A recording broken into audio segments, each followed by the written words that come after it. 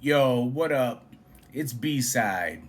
You know, one of the questions that people ask me sometimes is how I actually wrote the MonSter album.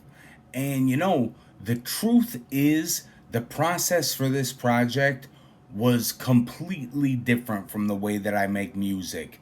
And usually when I write, I start with the beat first. That's what happens. I'll listen to the instrumentals, something will speak to me, and the music just kind of guides me in the direction of the lyrics. That's been my normal process for my whole career, and that's really how it's been. But MonSter really didn't happen that way. The whole album really started with a hook that a friend of mine named Kai had written years ago. She also lives with MS, and at one point, she sent me something that was almost like a poem that could be turned into a hook. Now, we had actually messed around with it before on another song, but that version never really came to be. And funnily enough, my other friend who has MS, Chris Cox, who's featured on the song Still Me, was part of that. So we're still keeping it together like that. It's very funny. And, then one day, Ken happened to send me a beat. And when I heard that, the first thing that popped into my mind was that hook. Really, it just fit. It just popped right in. It just popped right into it. And I was like, oh shit. So I built the song MonSter around that moment. I wrote the verses, recorded it, and sent it to Ken, and I said, I think we might have something here. And he was like, yeah, man, I've been wanting to do a project with you.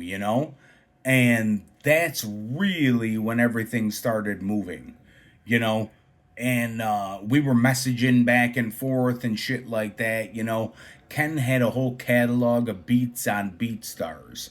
If you're not really familiar with BeatStars, now it's a platform where producers they can upload their beats and then artists can buy or lease them. So it gives them the right to actually come out with their songs on these beats. And that's how I've been doing things pretty much my whole career until I started producing. But since me and Ken have known each other since high school, I basically started digging through his BeatStars catalog like it was my own personal record crate.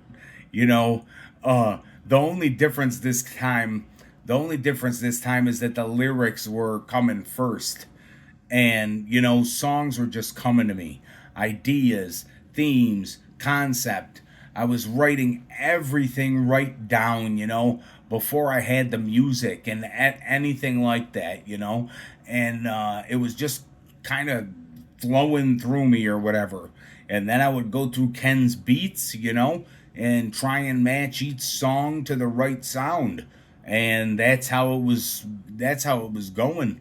We were messaging back and forth on Facebook the whole time. He'd asked if I found anything. I'd be like, hell yeah, man.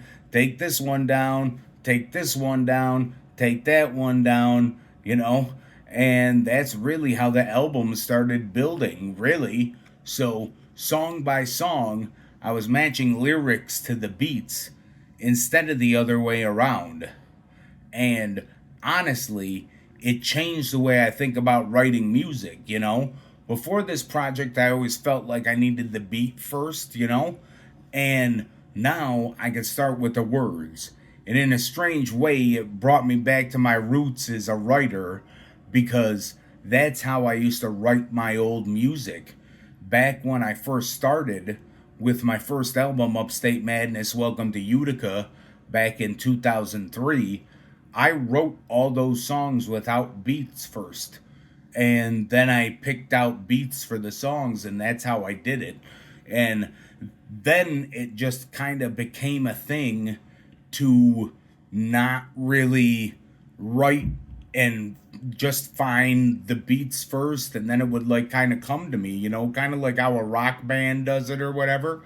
But yeah, that's the story of MonSter, And that's how it came together and all that good stuff, you know. So, like, subscribe, comment, stay strong, stay wicked. It's B-Cide. Peace out.